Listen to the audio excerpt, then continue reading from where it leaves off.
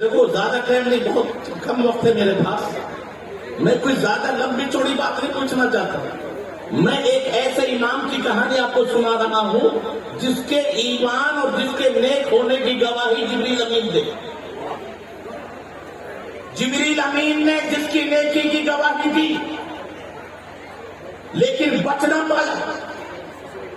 جب ایسا امام جس کی نیکی کی گواہی اور کہیں یہ کوئی گناہ نہیں کیا لیکن بچا نہیں، وجہ کیا ہے؟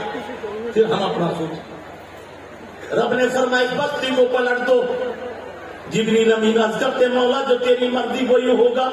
اس میں ایک بندہ ایسا ہے جس نے زندگی میں گناہ کیا ہی نہیں. رب نے فرمایا آج اسے بھی شامل کر دو. مولا وجہ تو بتائی جائے تاکہ قیامت تک لوگوں کو پتہ تو چلے کہ تباہ ہونے کی وجہ کیا تھی. زندگی میں گناہ نہیں کیا، نیکیاں ہی نیکیاں ہیں. تو رب نے کیا فرمایا؟ اس نے مسلح بچایا تھا، محلہ نہیں بچایا. یہ نماز تو پڑھتا رہا، قوم بدماشی کرتی رہی، چہرے پر غصہ نہیں آیا. یہ میدان میں نہیں نکلا میری خاطر، یہ ان کو منع نہیں کیا. تو اب بتائیے جو اتنا رشتے کہیں گناہ نہیں کیا لیکن کیونکہ اس نے اپنی ذمہ داری نہیں نبھائی، جب وہ عذاب سے نہ بچ پایا تو اب ہمارا حال کیا ہوگا سنو. جبھی تو ڈاکٹر اقبال نے کہا تھا نکل کر خانقاہوں سے ادا کر رسم شبیری، اور خانقاہوں میں بیٹھ کر اللہ کہنے سے کچھ نہیں ہوگا. پہلے ظالم کے خلاف سیدنا امام حسین کا کردار کیا، نکل کر خانقاہوں سے ادا کر رسم شبیری. اگر مسجدوں میں بیٹھ کر خانقاہوں میں بیٹھ کے اسلام بچتا تو امام حسین کو کربلا نہ جانا پڑتا.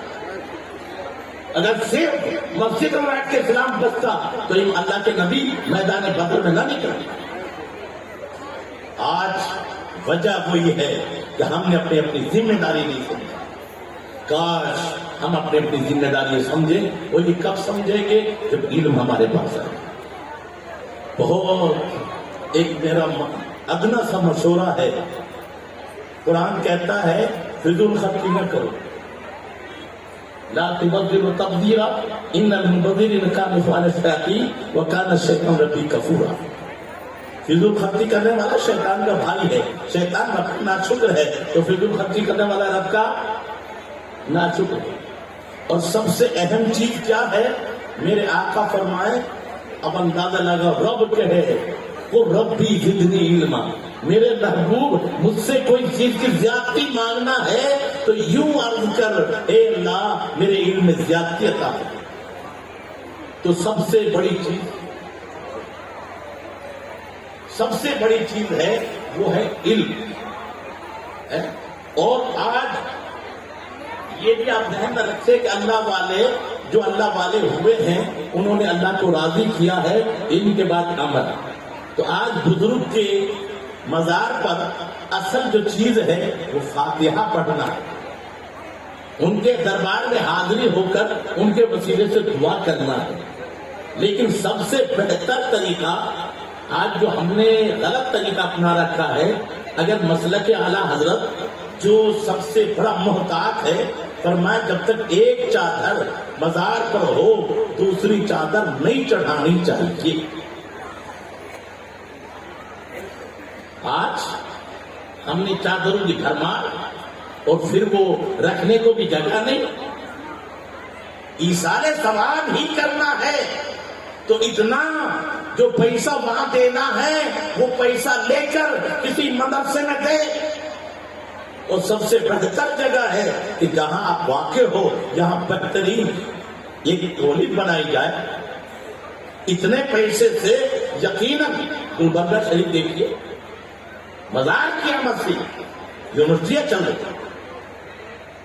تو کاش اگر ہم اس بزرگ کے صحیح مشن پر کو لینا چاہیں تو انہی کی آمد کو ہم پہلے شروع میں نہیں تو لڑکیوں کا ایک اسکول بنا دو. اگر ہائی تک بھی ہم نے بنا لیا تو ہماری بچی غیروں کے یہاں نہیں جائیں گی، اور ہماری بچیوں کو پڑھانے کے لیے آپ یقیناً لڑکیاں پڑھائیں تو وہ بے پردگی بھی ختم ہو جائے گی اور تعلیم بھی ہو جائے گی۔ جیسے یوپی میں بہت سارے مدرسے ہیں جہاں لڑکیاں پڑھاتی ہیں، لڑکیاں پڑھتی ہیں، تو 10,000 لڑکیاں پڑھ رہی اور برقعے میں پڑھتی۔